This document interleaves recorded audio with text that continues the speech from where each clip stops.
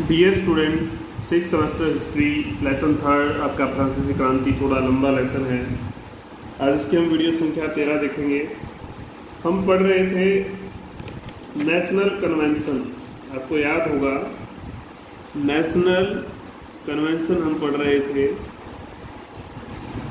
National convention में हमने शुरू कर रखा था गृह नीति। इसने कोई देश के संबंध में, फ्रांस के संबंध में कोई गृह नीति अपनाई। इसमें कई बिंदु पढ़े हमने, विद्रोह का दमन, आर्थिक सुधार, आपका शिक्षा संबंधी सुधार था, प्रशासनिक सुधार थे, कैलेंडर था नया, और आपका धर्म संबंधी कुछ निर्णय लिए गए थे। ये हमने पढ़ लिया था। ये बिंदु थे आपके जी तक। आज जो बिंदु हम देखेंगे वो बिंदु है आपका बिंदु एच। एच जो बिंदु है आपका, वो हम जो चीज पढ़ रहे थे उसमें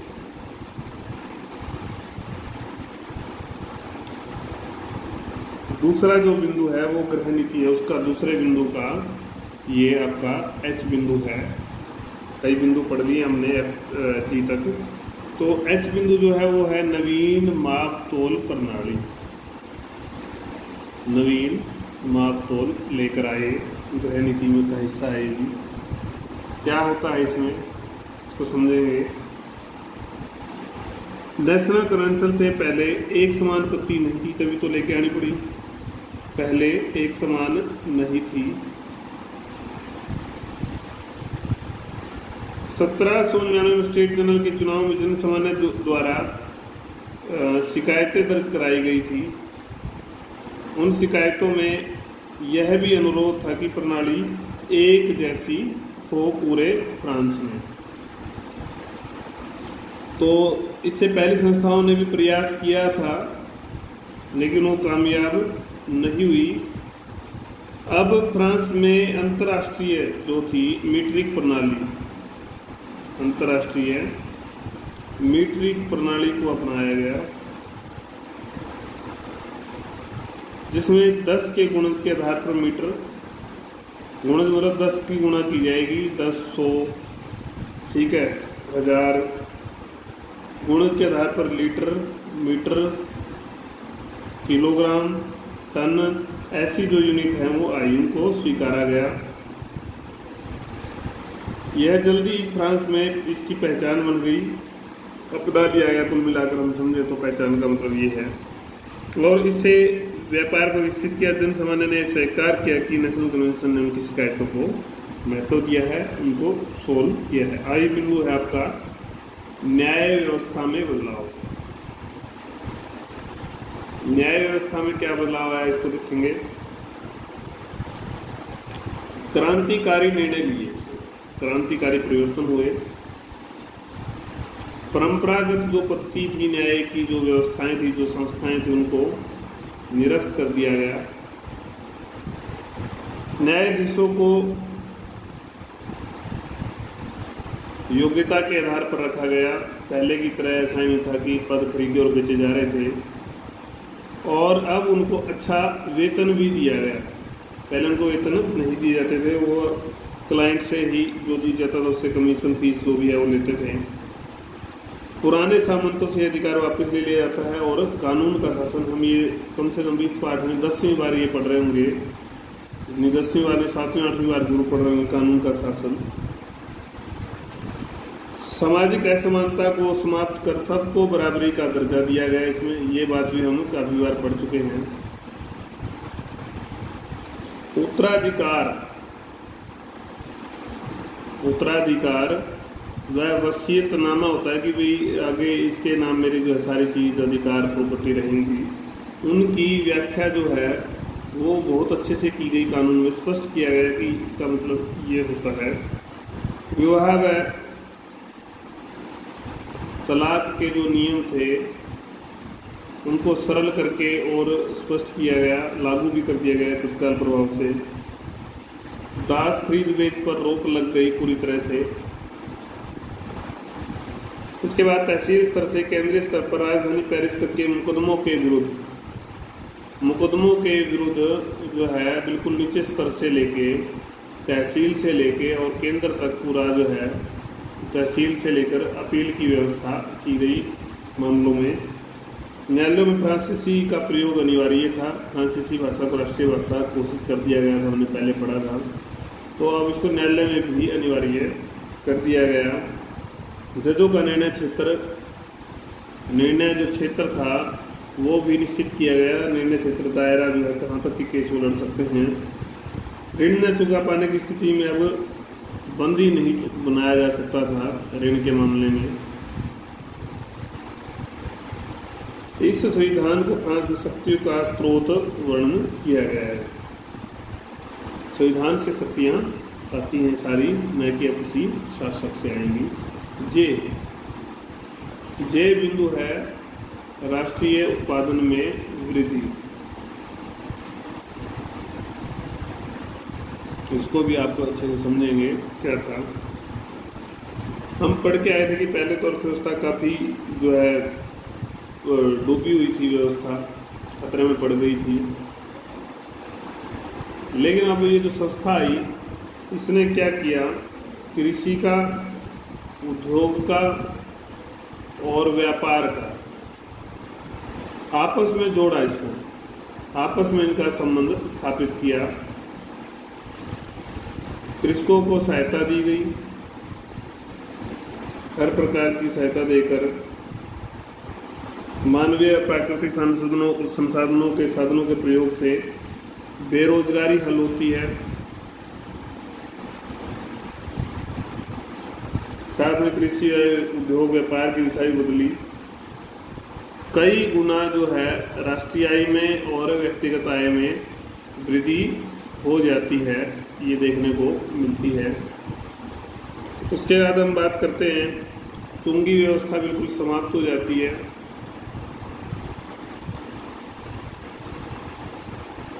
व्यापारियों का माल जो है, व्यापारियों का जो माल है उसके संरक्षण की जिम्मेवारी सरकार उसका संरक्षण करेगी।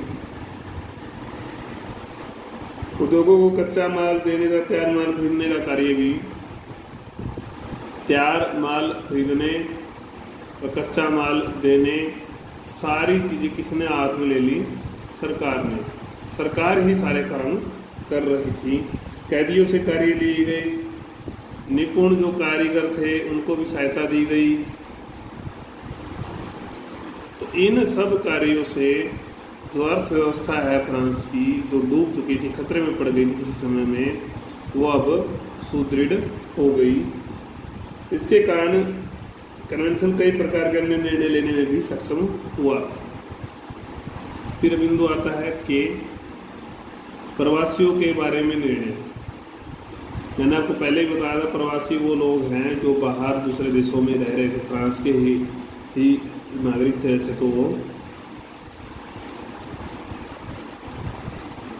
तो ये लोग चुनौती बने हुए थे, बाहर से ये देश में अव्यवस्था अराजकता फैला रहे थे। तो ये विदेशी शक्तियों के साथ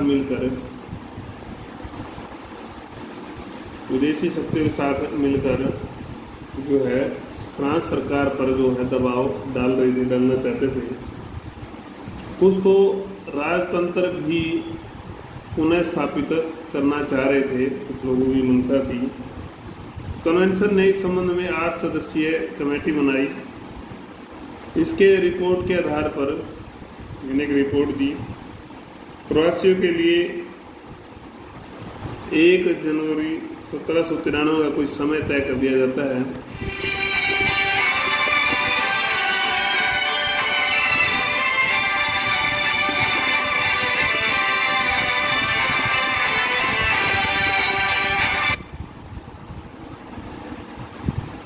एक समय जो है तय कर दिया जाता है।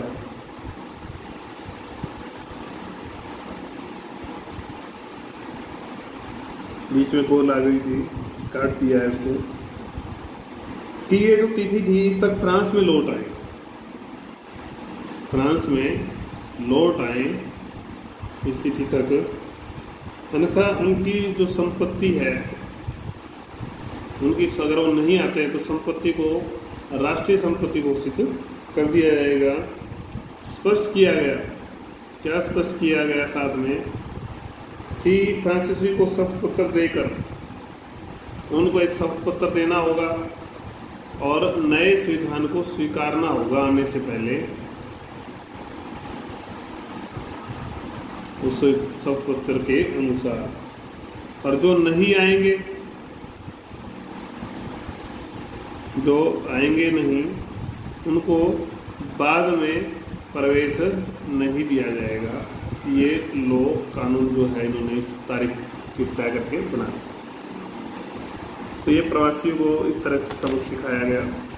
फिर आता है नए संविधान का निर्माण। एल बिंदु तक आगे देखो कितना थोड़ा बड़ा प्रश्न है, लेकिन सामान्य बातें हैं। अगर आप थोड़ा ध्यान देंगे तो नए संविधान का निर्माण, विधायी कार्य को भी इसने समझा। विधायी कार्य होता है कानून बनाने का, समझते हुए इन्होंने निर्माण किया। तो इसे 1795 का गणतंत्रीय संविधान कहा जाता है। देखो आप, संविधान तो लगातार बन ही रहे थे, तो अब भी कुछ चेंजेज आए होंगे। तो अब उनको समझ में नहीं आ रहा था फ्रांस के लोगों को कि जब राजतंत्र की समाप्ति होगी कि मुखिया कौन होगा, ये जनता के दिमाग में क्वेश्चन था। नया जो संविधान बनाया उसमें द्विसदनीय विधानमंडल की व्यवस्था की गई, जिससे कुल 750 सदस्य होंगे और वो सारे अप्रत्यक्ष रूप से वो चुने जाएंगे। वोट का अधिकार किन लोगों को दिया गया?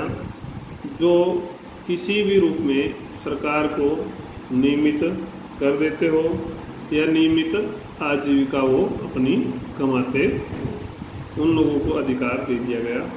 कार्यपालक की शक्ति या निर्देशक मंडल डायरेक्टरी को सौंपी गई।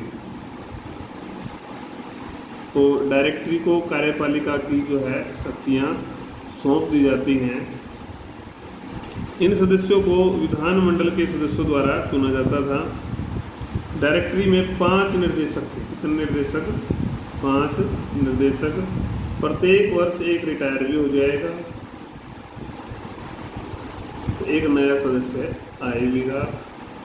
तो बारी बारी से इनको 5 अध्यक्ष जो थे, बारी बारी से 3 महीने तक अध्यक्षता भी करनी थी। 3 महीने एक अध्यक्ष रहेगा, फिर 3 महीने अगला रहेगा। तो सभी सदस्यों की शक्तियाँ समान थी और वो एक दूसरे पर नियंत्रण रखते थे। तो ये हमने पढ़ लिया। अब अगला जो बिंदु है वो है हमारा नेशनल कन्वेंशन की विदेश नीति। हम पहले गृह नीति पढ़ के आए, अब हम पढ़ेंगे विदेश नीति। ये सब पॉइंट नहीं है, ये मेन पॉइंट है। अब दोबारा मैं एक बार आपको समझा देता हूँ। हमने नेशनल कन्वेंशन की गृह नीति 2 नंबर देख रहे थे। उसके एच बिंदु नवीन मापतोल, न्याय व्यवस्था, राष्ट्रीय उत्पादन वृद्धि, प्रवासियों के बारे में निर्णय, नए संविधान का निर्माण, और अगला जो मेन पॉइंट आया आपका विदेश नीति। उस विदेश नीति के बारे में अगर हम बात करें, जब आंतरिक उनकी गृह नीति सफल हुई तो उन्होंने इसके संबंध में भी कार्य किया था साथ के साथ। तो विदेश नीति का महत्व इसलिए भी था क्योंकि इसमें फ्रांस पड़ोसी देशों में कोई भी उसका प्रिय नहीं था, अप्रिय हो चुका था। तो इसके भी 5 बिंदु हैं, ई तक वो हम देखेंगे।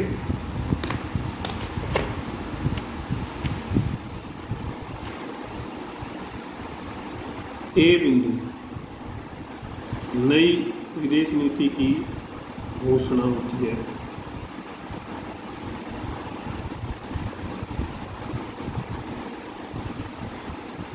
जो सदस्य थे उनको एहसास था कि आसपास के जो पड़ोसी देश हैं, पड़ोसी देशों की जो है क्रांति के संदर्भ में क्या धारणा है, ये उनको एहसास था। तो दूसरे विधानसभा के समय फ्रांस ने नीस व राइन क्षेत्र में भी विजय पाई थी।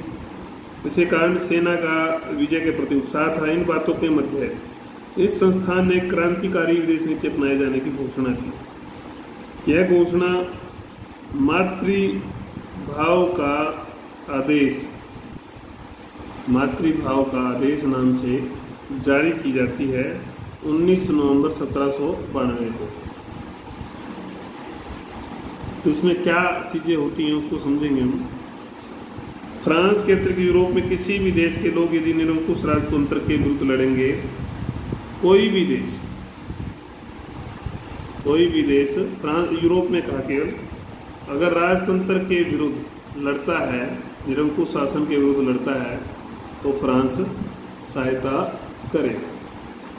समझे। दूसरा, क्रांति के माध्यम से स्थापित कोई भी गणतंत्र होता है, क्रांति के माध्यम से उस गणतंत्र को भी वो समर्थन फ्रांस देगा। तीसरा बिंदु, आधी सदी से बंद सेल्ट नदी व्यापार के लिए हर देश के लिए खुली रहेगी। सेल्ट नदी हर देश के व्यापार के लिए अब खुली थी, आधी सदी से वो बंद पड़ी थी।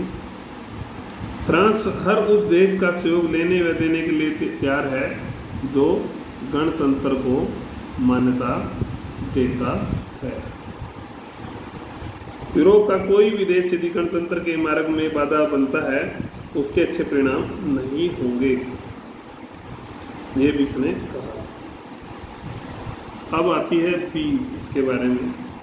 तो ये जो नई विदेश नीति थी, इसके विरुद्ध प्रतिक्रिया क्या आती है।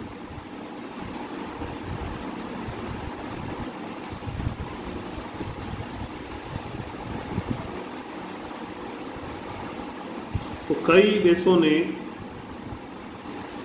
जो है ब्रिटेन, इसका फ्रांस का अस्तित्व मिटाने की योजनाएं बनानी शुरू कर दी, क्योंकि ये उनको योजना पसंद नहीं आई, ऊपर वाली जो नीति थी।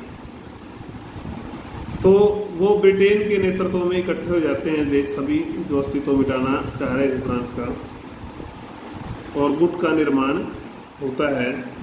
इसमें ऑस्ट्रिया, प्रशा, स्पेन, पुर्तगाल, हालैंड और सार्डिनिया जैसे देश थे। खर्च की जिम्मेदारी ब्रिटेन ने ली, कि खर्च ब्रिटेन करेगा। लुई 16वें की जो उसको मृत्युदंड दिया गया था, तो बहाना ढूंढ रहा था ये गुट 16वें की मृत्युदंड के बाद बहाना ढूंढ रहे थे। फ्रांस व हालैंड के विरुद्ध युद्ध,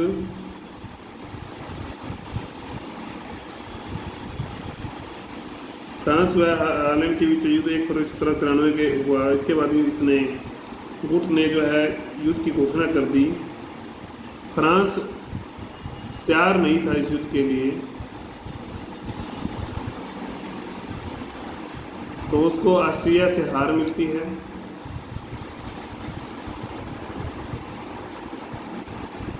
हालैंड में भी सेना आगे नहीं बढ़ पाई। इस तरह पहले गुट के सदस्य ने फ्रांस को चारों तरफ से घेर दिया, तो फ्रांस की स्थिति नाजुक हो गई। तो ये हमने प्रतिक्रिया देखी। अब नेशनल कन्वेंशन की विशेष तैयारी होती है, वो विशेष तैयारी के बारे में हम देखेंगे क्या थी वो विशेष तैयारी। तो जब दबाव ज़्यादा बढ़ गया तो उसने विशेष तैयारी की ध्यान दिया।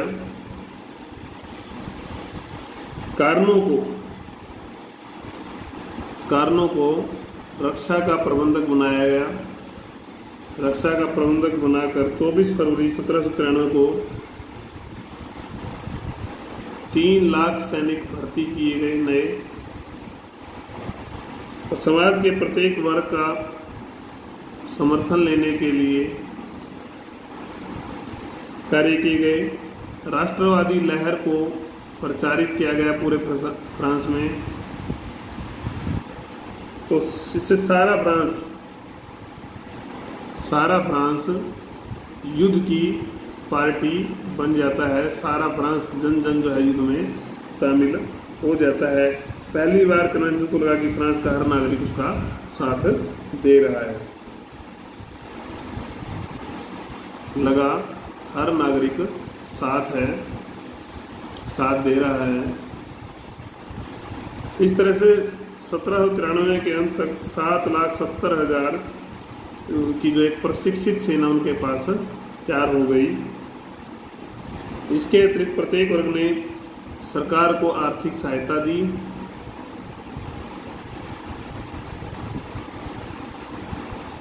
इस तरह सेना ने क्रांति की रक्षा के लिए शपथ भी ली सेना ने।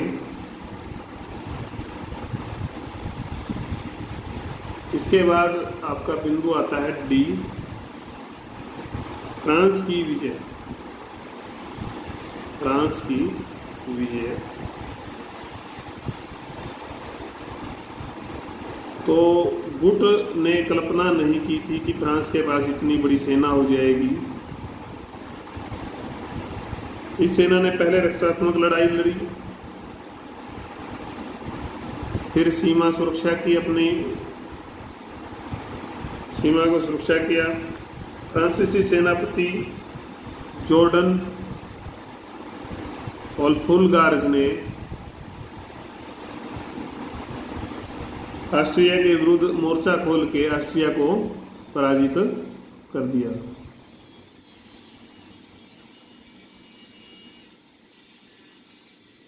अब फ्रांस की सेना ने बेल्जियम पर कब्जा कर लिया।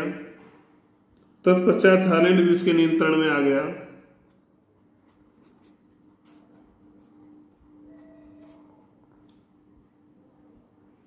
इन दोनों देशों ने गणतंत्र की स्थापना कर कन्वेंशन ने अपने निर्णय पर मोहर लगा दी और इन दोनों देशों में, बेल्जियम में, हालैंड में गणतंत्र स्थापित कर दिया जाता है।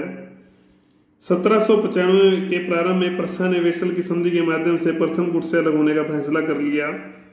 इसके बाद गुट के सदस्यों में अलग होने का दौर शुरू हो जाता है और सितंबर 1795 तक गुट जो है टूट कर अस्तित्वहीन हो जाता है।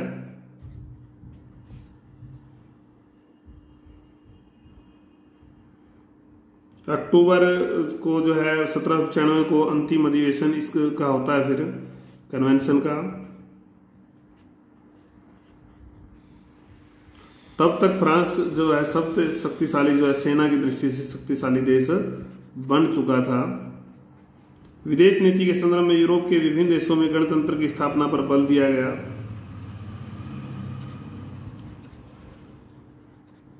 फ्रांस की जनता को जो है अब आत्मसम्मान से जीने का रास्ता मिल गया था कि कैसे आत्मसम्मान से जिया जा सकता है। तो नेशनल कन्वेंशन की पहचान जो है अलग ही बन गई थी इन युद्धों की जीत से। आखिरी बिंदु है नेशनल कन्वेंशन का मूल्यांकन। तो 3 वर्ष जो है इसका कार्यकाल रहा। 3 वर्ष में बहुत कुछ किया। पेचीदा जो समस्याएं थी, पेचीदा समस्याओं से फ्रांस को निकाला, इन्होंने बाहर निकाला। शासक के बारे में कठोर फैसला लिया। आंतरिक क्षेत्र चाहे उपग्रह नीति थी, उनकी उपलब्धियां रही। फिर उन्होंने सुधारों को गति दी। सुधारों को गति देकर कई क्रांतिकारी निर्णय लिए, उससे फ्रांस की आर्थिक व्यवस्था भी सुधर जाती है और धीरे धीरे ये संस्था जो है विख्यात हो जाती है अपने सुधारों के कारण से। और फिर विदेश नीति के संदर्भ में भी अभी हमने पढ़ा कि कैसे सफलता इसने पाई। तो कुल मिलाकर सफलताओं के अतिरिक्त काफ़ी इसने प्रयोग किए और इसके बाद हम अगली वीडियो में पढ़ेंगे क्रांति के प्रभाव।